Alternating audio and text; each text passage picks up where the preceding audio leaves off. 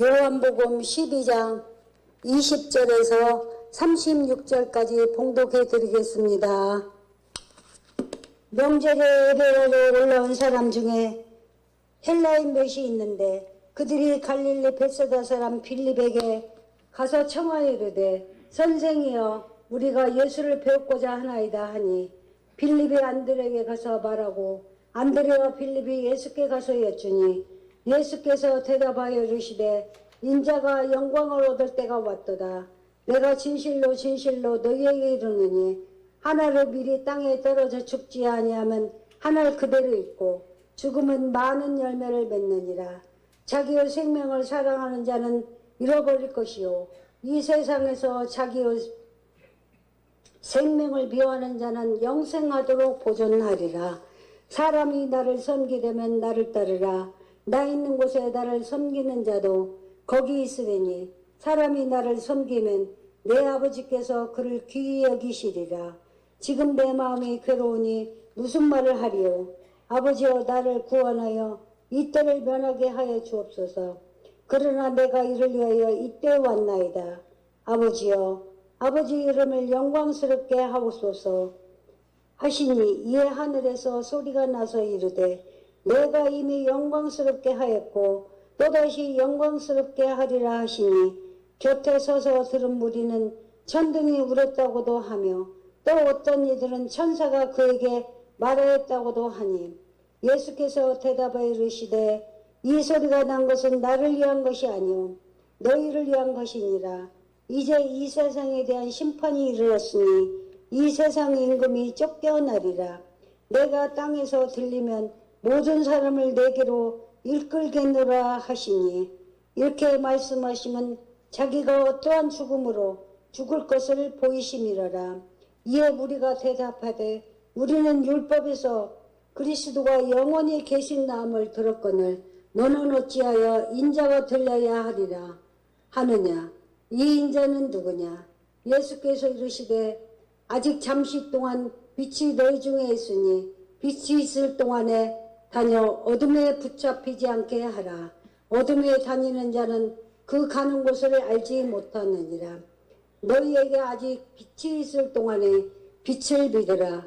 그리하면 빛의 아들이 되리라. 아멘. 하나님 아버지와 주 예수 그리스도로부터 오는 은혜와 평강이 이 자리에 계신 여러분들과 함께 하시기 바랍니다. 방송 예배를 드리는 우리 성도님에게도 같은 은혜가 함께하기 바랍니다. 우리 옆에 있는 분들에게 주님의 이름으로 인사하겠습니다. 주님의 이름으로 환영합니다. 주님의 이름으로 축복합니다. 네. 오늘은 예수님께서 예루살렘에 입성한 종려 주일을 저희들이 지키고 있습니다.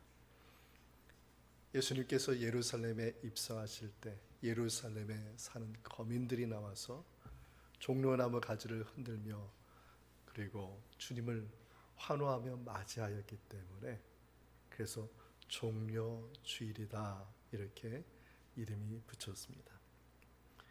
그러나 개신교에서는 종려주일은 단지 종려주일의 의미만은 아닙니다.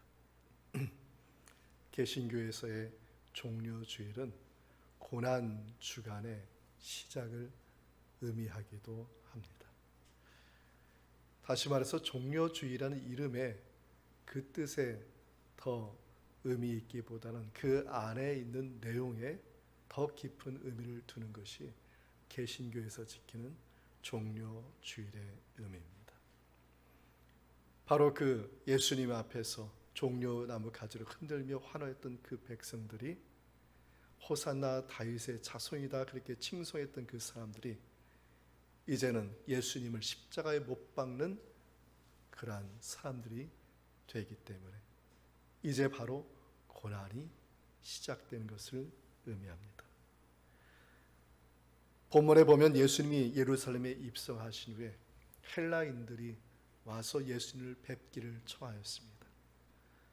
그리고 나서 예수님은 그 헬라인을 대하지 아니하고 그 자리에 있는 무리들에게 종려주일의 의미, 다시 말해서 예루살렘에 예수님께서 입성하신 그 의미를 설명을 하시고 그 이유를 깨닫게 하셨습니다. 저는 오늘 본문의 말씀을 통해서 그 의미를 살펴보고자 합니다.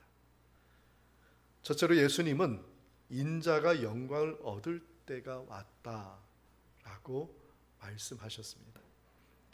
23절과 24절의 말씀을 우리 함께 읽겠습니다. 예수께서 대답하여 이르시되 인자가 영광을 얻을 때가 왔도다. 내가 진실로 진실로 너희에게 이르노니 한 알의 밀이 땅에 떨어져 죽지 아니하면 한 알 그대로 있고 죽으면 많은 열매를 맺느니라. 아멘. 예수님께서 영광 받는 방법을 말씀하셨는데 그 영광 받는 방법은 무엇이냐면 한 알의 밀이 땅에 떨어져 죽는 것입니다. 이것은 단지 십자가의 사건만을 얘기하는 것이 아니라 예수님의 삶 자체를 말하는 것입니다. 예수님의 삶 자체가 한 알의 밀이 땅에 떨어져 죽음과 같이 그렇게 희생과 헌신의 삶을 사셨습니다. 그래서 사도 요한은 요한복음에서 에고 에임이라는 단어를 써서 예수님이 누구신지에 대해서 말씀하시면서 예수님이 바로 그 한 알의 밀이 땅에 떨어진 것 같은 그러한 인생을 살았음을 말해주고 있습니다. 첫 번째는 요한복음 6장 51절에 예수님께서 말씀하시기를 나는 생명의 떡이라고 말씀하셨습니다. 떡은 나눠주는 것이고 떼어주는 것이고 그래서 남의 생명을 살리는 것과 같이 예수님께서는 당신의 몸을 떼어주시는 그러한 희생의 삶을 사셨다는 말씀입니다. 둘째로 요한복음 8장 12절에 보시면 예수님은 말씀하시기를 나는 생명의 빛이라고 이렇게 말씀하셨습니다. 빛은 그냥 나오지 않습니다. 빛은 태워져야지 빛이 나오게 되어 있습니다. 예수님께서는 진리이십니다. 진리이신 당신께서 진리를 태우셔서 진리의 빛을 비추게 하셔서 이 어두움 가운데 있는 많은 생명들이 그 진리의 빛을 보고 자유를 얻게 하신 것입니다. 예수님은 생명의 떡이 되셔서 우리를 위해서 자신의 몸을 드리시고 예수님은 진리이심에도 불구하고 그 진리를 태우시면서 빛을 발하셔서 어둠에 있는 우리들을 자유케 하셨다는 것을 기억하시는 우리 모두가 되기를 바랍니다.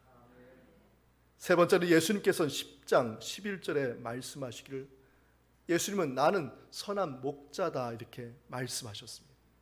이 선한이란 뜻은 단지 그 좋은 그런 뜻이 아니라 죽는 것을 말하는 것입니다. 누가 선한 목자냐?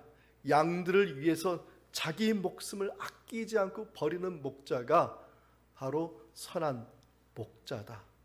이렇게 말씀을 하셨습니다. 넷째는 요한복음 15장 5절에 이르기를 예수님은 나는 참 포도나무라 이렇게 말씀하셨습니다. 나무에 달린 가지가 사는 방법은 나무에서 나오는 진액을 먹어야 됩니다. 가지는 그 나무에서 나오는 진액을 먹어야지 그래야 꽃을 피고 열매를 맺을 수가 있는 것입니다. 이와 같이 예수님은 십자가의 보혈의 은혜를 우리에게 주셔서 마른 가지, 죽은 가지와 같은 우리를 구원해 주시고 살려 주셨습니다. 한 알의 밀이 땅에 떨어져 죽음과 같이 예수님께서는 당신의 진액을 우리를 위해서 쓰심으로 말미암아 우리가 생명을 얻고 구원받고 열매 맺는 삶을 살게 하여 주심을 믿습니다.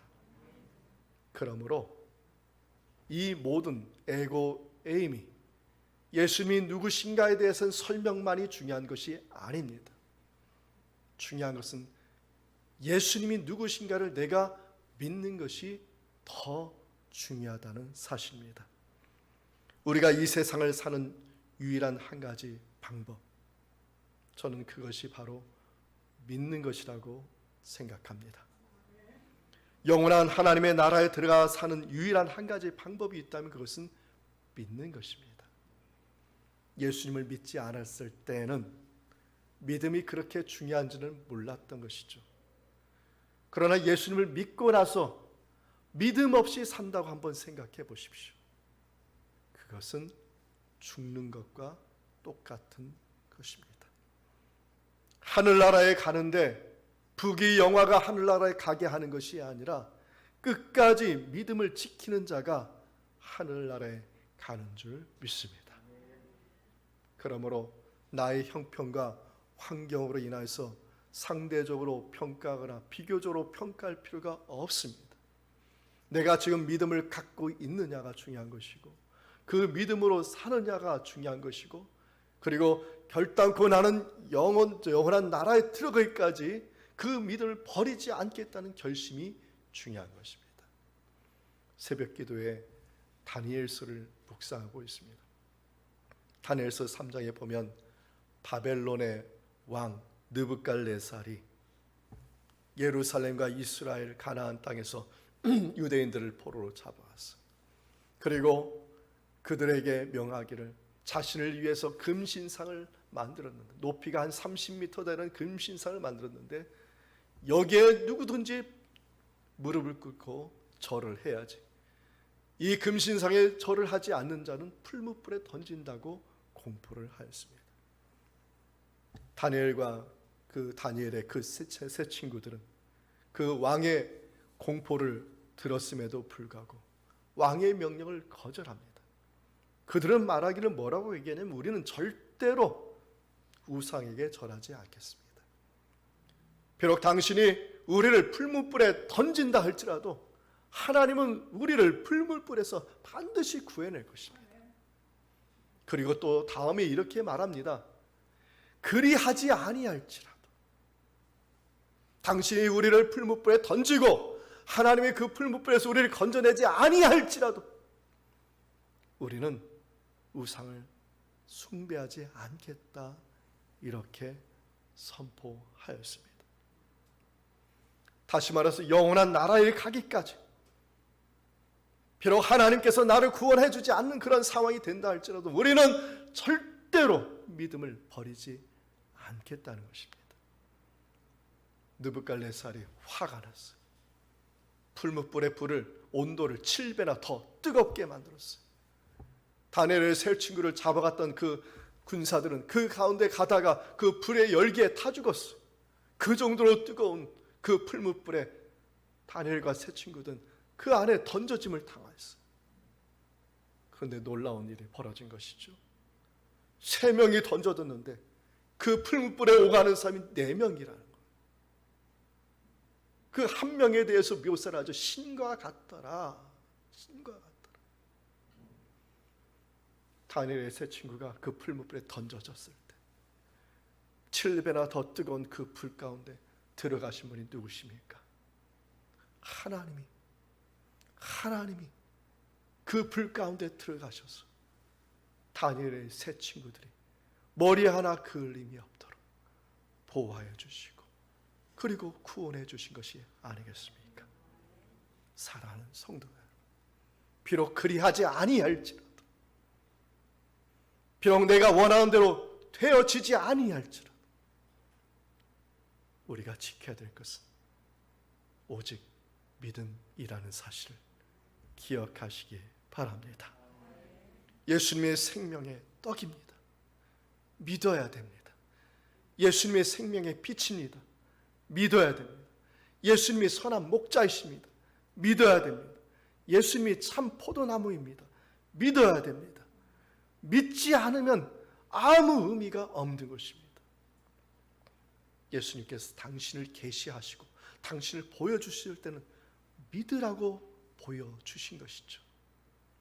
성경에 이르기를 의인은 오직 믿음으로 말미암아 산다고 말씀하였습니다. 사랑하는 성도 여러분, 우리는 우리를 위하여 하나의 밀이 되어서 그 인생을 죽으시고 십자가의 삶까지도 마지막까지 보혈의 피 한 방울까지 다 흘려주신 그 은혜로 우리가 지금 생명을 얻고 호흡을 하고 있다는 사실을 기억하시면서 비록 내 삶에 어렵고 힘들지라도 하나님께서 믿는 자를 반드시 다시 세워주실 것이다. 할렐루야. 회복하여 주실 것이다. 오늘 본문에 말하지 않습니까? 하늘의 밀이 땅에 떨어져 죽을 때 많은 열매를 맺게 하여 주실 것이다. 참 포도나무이신 그 나무이신 예수님께 붙어있는 가지에게 하나님은 열매를 맺게 하여 주실 것이다. 이 은총이 우리의 믿음 가운데 함께하기를 축원드립니다. 둘째는 예수님은 하나님의 영광을 위해서 괴로움을 참으셨다고 말씀을 하고 있습니다. 오늘 본문의 27절의 말씀을 함께 읽겠습니다. 지금 내 마음이 괴로우니 무슨 말을 하리요? 아버지여 나를 구원하여 이 때를 면하게 하여 주옵소서. 그러나 내가 이를 위하여 이 때에 왔나이다. 오늘 본문에는 이 말씀 자체가 어디에서 나왔는지를 말씀하고 있지 않습니다. 그러나 마태복음, 마가복음, 누가복음을 보면 이 말씀은 바로 겟세마네 동산에서 예수님께서 마지막으로 기도하실 때 하신 말씀의 내용입니다. 얼마나 처절하게 기도했는지 누가복음 22장 44절에 다음과 같이 말합니다. 예수께서 힘쓰고 애써 더욱 간절히 기도하시니 땀이 땅에 떨어지는 핏방울같이 되었다고 말씀하였습니다. 예수님도 인간의 몸을 입고 오신 분이시기 때문에 육신에 대한 생명의 연민이 남아 계신 것입니다. 그렇기 때문에 예수님은 십자가의 그 죽음과 그 고통 제발 좀 피하게 해달라고 하나님께 간절히 기도하신 거예요. 지금 성령의 은혜 가운데서 기쁘게 기도하는 것이 아니라 간절하게 절대로 이것을 내게 오게 하지 말고 이 죽음의 잔을 마시게 하지 말고 십자가의 길을 가지 않게 해달라고 정말 땀방울이 핏방울이 되도록 간절히 지금 기도하고 있는 상황인 것입니다. 그런데 예수님께서 기도하고 나시고 나서 마음이 바뀌셨습니다. 본문에 보면 이렇게 말합니다. 내가 이를 위하여 왔나이다. 아버지의 이름으로 영광스럽게 하옵소서.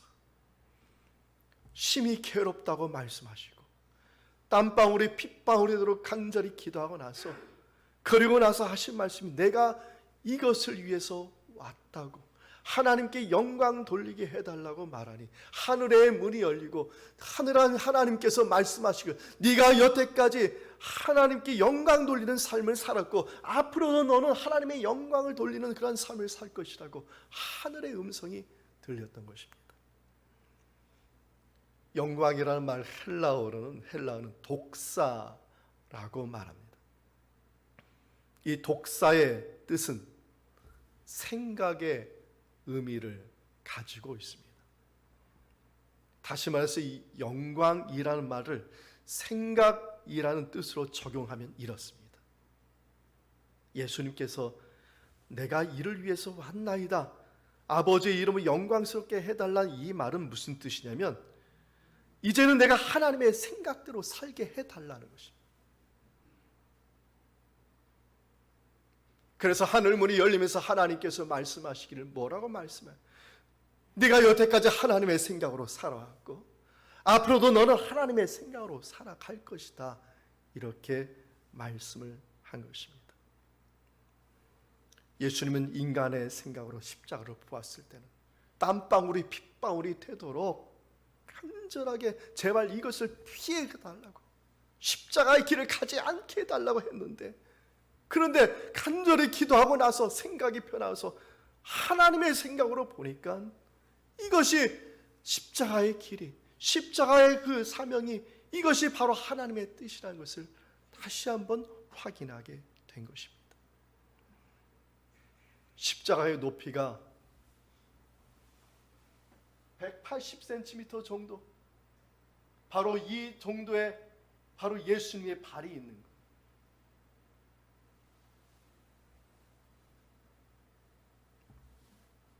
180cm 그 정도.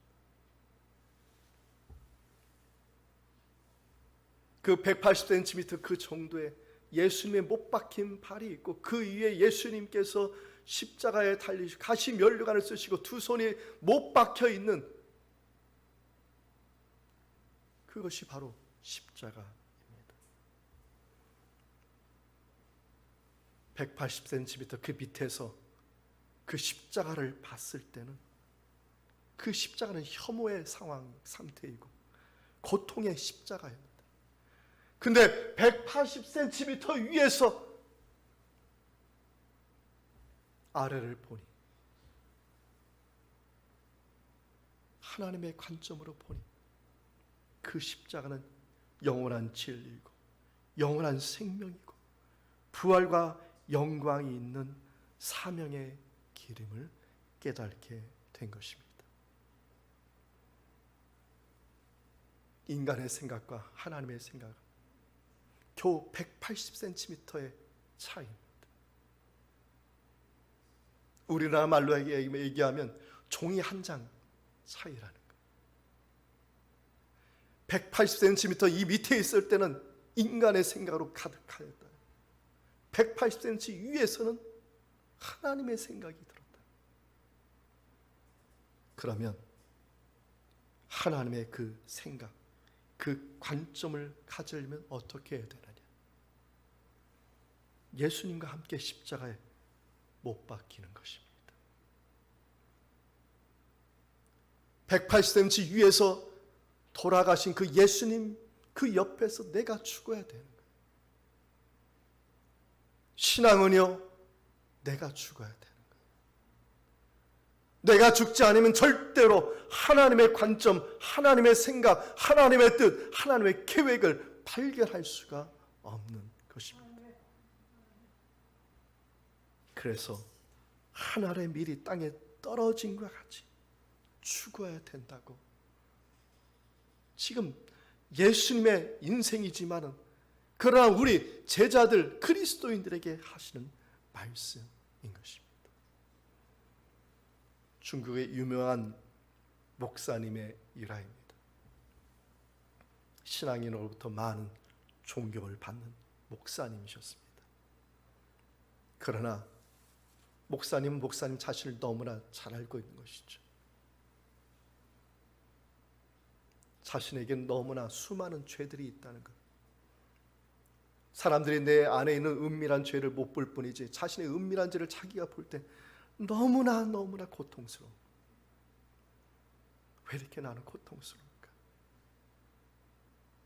그리고 리더자로서, 그리고 사람들을 이끄는데 너무나 힘든 거예요. 왜 그럴까? 고민 중에 기도하면서 성경 말씀을 봤는데 갈라디아서 2장 20절의 말씀입니다. 우리 말씀을 우리 함께 읽어보겠습니다. 내가 그리스도와 함께 십자가에 못 박혔나니 그런즉 이제는 내가 사는 것이 아니요 오직 내 안에 그리스도께서 사시는 것이라. 이제 내가 육체 가운데 사는 것은 나를 사랑하사 나를 위하여 자기 자신을 버리신 하나님의 아들을 믿는 믿음 안에서 사는 것이라. 아멘. 내가 그리스도와 함께 십자가에 못 박혔다. 사도 바울의 고백이 아니겠습니까? 사도 바울이 그 막중한 교회 개척과 선교와 전도와 그리고 매맞음과 돌팔매를 당하면서도 그의 사역이, 그의 사명이 절대로 무겁지 않았던 것은 그는 예수 그리스도와 함께 십자가에 못 박힌 믿음으로 살았기 때문인 것입니다. 사랑하는 성도 여러분, 하나님의 관점을 가지시기 바랍니다. 하나님은 자신의 뜻을 세우시고 그 세우신 뜻은 절대로 바꾸지 않았어요. 우리를 향한 계획을 절대로 바꾸지 않았어요. 그 계획을 바꾸지 않아서 그래서 독생자 예수 그리스도까지 보내시면서까지 당신의 계획을 절대로 변경하지 아니하신 분이란 사실입니다. 십자가는 단순히 우리가 지어야 된 과정이 아니라 십자가는 사명입니다. 우리가 죽는 것은 단순한 과정이 아니라 사명이에요. 우리가 죽어야지. 내가 죽어야지. 하나님의 관점이 생기고 하나님의 뜻이 생기고 하나님의 계획을 알게 되고 그래야지 믿음이 생기고 순종이 일어나는 것입니다. 사랑하는 성도 여러분, 여러분에게 이 말씀의 은총이 함께하기를 바랍니다. 여러분에게 지금 짊어져 있는 그 무게는 왜 무거웠겠습니까? 여전히 인간적인 관점으로 그것을 치고 있으니 무거운 거예요. 하나님의 관점, 십자가를 지는 그 관점, 예수님의 그 은혜의 관점으로 그 짐을 짊어지고 나간다면 불 속에라도 다니엘의 새 친구를 구하러 가신 하나님께서 어찌 우리의 삶 가운데 개입하지 않으시겠습니까? 도와주시고 열매 맺게 하여 주실 줄 믿습니다. 세 번째는 그러므로 하나님의 영광을 더 사모하는 것이 마땅한 것입니다. 그러나 오늘 본문에 보면 절대로 그렇지 않았습니다. 본문의 43절의 말씀을 우리 함께 읽겠습니다. 그들은 사람의 영광을 하나님의 영광보다 더 사랑하였더라. 그들이라는 것은 고위 관직자들을 말하는 것이고 지금 예루살렘에서 예수님을 찾아온 헬라인을 포함한 유대인들과 그리고 종교 지도자들과 그리고 고위 관직자들을 말하는 것입니다. 그들은 예수님께서 예루살렘에 입성하기 전 종려나무 가지를 받으시고 환호를 받으시면서 입성하기 전에 예수님이 행하신 표적을 보셨어요. 가장 큰 표적이 나사로를 소생시키는 표적을 보한 것이죠. 죽은 자를 살리시는 그 예수님의 그 표적이 절정이었고 그래서 마침내 예수님께서 메시아가 되시는 것이나 이렇게 믿음을 가졌던 것입니다. 예수님은 예루살렘에 입성하고 나서도 수많은 표적을 행하셨어요. 그래서 마침내 사람들은 더 확신했던 것이죠. 예수님께서 메시아가 분명해. 그런데 자신의 믿음을 말로 표현하지 못했던 것입니다. 오늘 본문에 보면 왜 그랬을까? 그들은 출교를 당할까 무서워서 그래서 하지 못했다고 말합니다. 출교라는 것은 오늘날로 얘기하면 파문을 얘기합니다. 유대인들의 종교 지도자들에 의해서 출교를 당하면 그러면 성전 예배를 절대 들어올 수가 없습니다. 영원히 그들에게는 문이 닫혀 있습니다.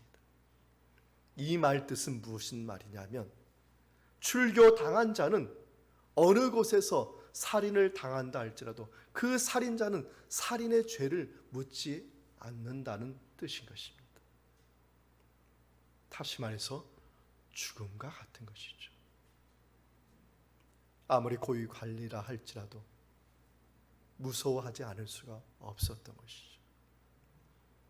그러나 출교가 무서워서 자신들의 믿음을 고백했다는 것은 그들의 변명거리일 뿐이고 오늘 성경은 더 진실된 말을 하고 있습니다. 그들이 자신들의 믿음을 말하지 못한 진짜 이유는 무엇이냐면 사람의 영광을 하나님의 영광보다 더 사랑했기 때문이다 말하고 있습니다. 사람의 영광을 하나님의 영광을 더 사랑했다. 앞서 말했듯이 영광이라는 말 독사라고 제가 말씀을 드렸는데 이 헬라의 독사의 말에는 여러 뜻이 있습니다. 그 여러 뜻 중에 또 하나의 뜻이 뭐냐면 능력이란 뜻입니다. 이 독사라는 말에 능력이란 뜻을 같이 적용하면 이런 뜻인 것이죠. 고위 관리들이 무엇을 무서워했냐면 하나님의 능력보다도 사람의 능력을 더 무서워했다는 뜻이 되는 것이고 그리고 다시 말해서 하나님의 능력을 사모하기보다는 사람의 능력을 더 사모했다는 그런 의미가 되는 것입니다. 사람의 능력을 더 사모했다는 것은 180cm 그 높이의 그 하나님의 관점, 그 십자가의 관점에 이르지 못했다. 믿음은 있으나 여전히 인간적인 관점으로 십자가를 바라보는 자들의 대표적인 그 의미를 말씀하고 있는 것입니다. 성령이 충만한 은혜 가운데 마가의 다락방에서 120명의 문도들이 그 성령 충만을 받게 돼. 근데 성령 충만을 받게 된 그 제자들은 완전히 인생이 달라졌어요. 고위 관리들이 무수하는 그 출교를 무수하지 않았어요. 파문을 무수하지 않았어요. 죽음을 무수하지 않았어요. 그리고 예수님을 믿는 것을 부끄럽게 생각하지 않았어요. 오히려 고난이 오고 괴로움이 오고 낙심이 오고 절망이 올 때마다 그들의 마음속에는 어떤 불이 타오르냐면 성령의 불이, 사랑의 불이, 주님을 사모하는 그 마음이 더욱더 뜨겁게 타올랐다는 것입니다. 120명의 문도뿐만 그렇지 않고 33,000명의 세례받은 자들, 그 예루살렘 그 도성에서 세례받은 그 모든 사람들이 그 유대인의 박해 가운데서도 그 마음속에는 그 절망과 고통 속에서 사모하고 사모하는 마음, 그 십자가에 올라가서 우리를 위해서 사랑을 베푸신 하나님의 그 관점에 그 마음이 뜨겁고 뜨거워졌다는 것이죠. 놀랍지 않습니까? 120명의 마음이 다 똑같았다는 거예요. 3,000명의 마음이 다 똑같았다는 거예요. 1만 명, 2만 명, 그리고 초대교회 지중해에 있는 모든 교회, 그 초대교회 성도들의 마음이 다 똑같은 마음이 되었다는 것이 놀라운 것이 아니겠습니까? 미네소타 대학교에서 오래전에 402쌍의 쌍둥이를 관찰한 결과가 있었습니다. 그들 중에 유독히 관심을 보인 쌍둥이가 있었는데 짐 루이스와 짐 스플링거라는 쌍둥이였습니다. 이 쌍둥이는 어려서 헤어졌습니다. 서로가 먼 곳에 살았습니다. 40년 동안 살았어요. 그 40년 후에 만났습니다. 그 40년 후에 만났는데 너무나 비슷한 점들이 많았다는 거예요. 둘 다 취미 생활이 똑같았습니다. 설계, 제도, 목공예를 즐겨하였습니다. 그리고 결혼 생활도 똑같았습니다. 루이스는 3번을 결혼했고 스플링거는 2번을 결혼했습니다. 그런데 둘 다 첫 번째 부인의 이름이 똑같았습니다. 첫 번째 이름이 린다인데 둘 다 똑같이 린다였습니다. 두 번째 부인의 이름도 똑같았습니다. 두 번째 이름이 베티였어요. 어떻게?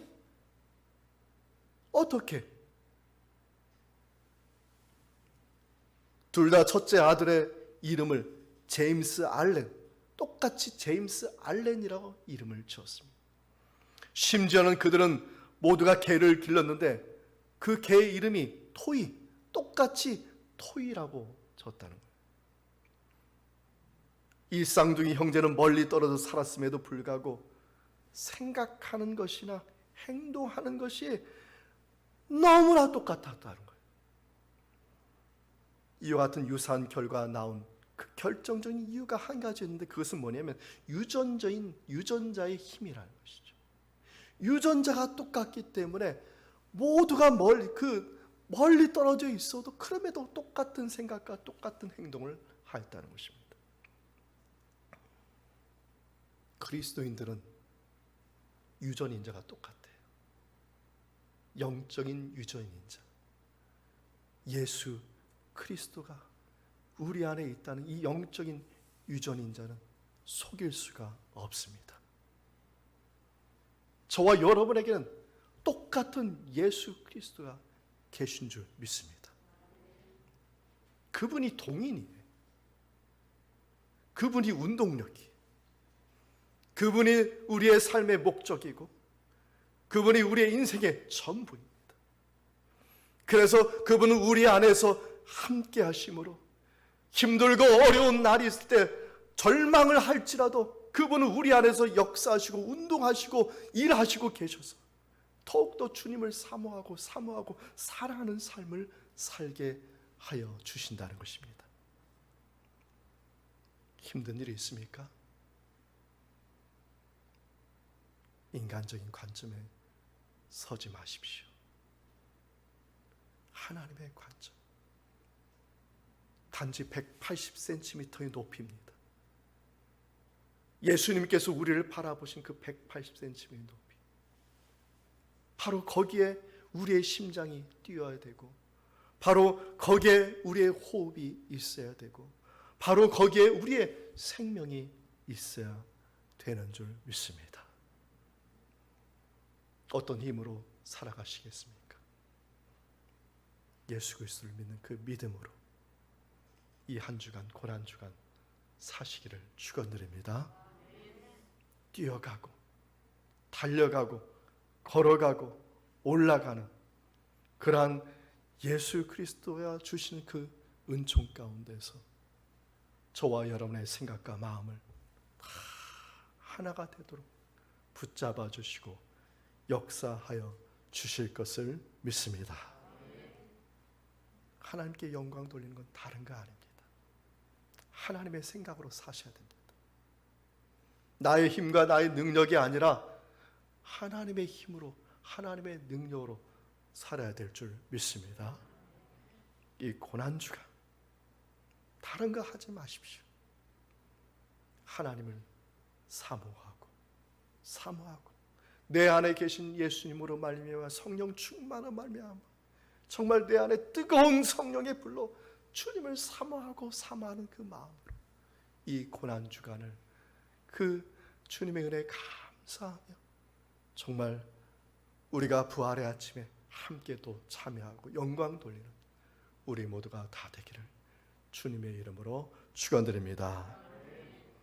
이 말씀의 은총이 예수 그리스도 안에서 여러분의 마음과 생각을 지키시기를 원합니다.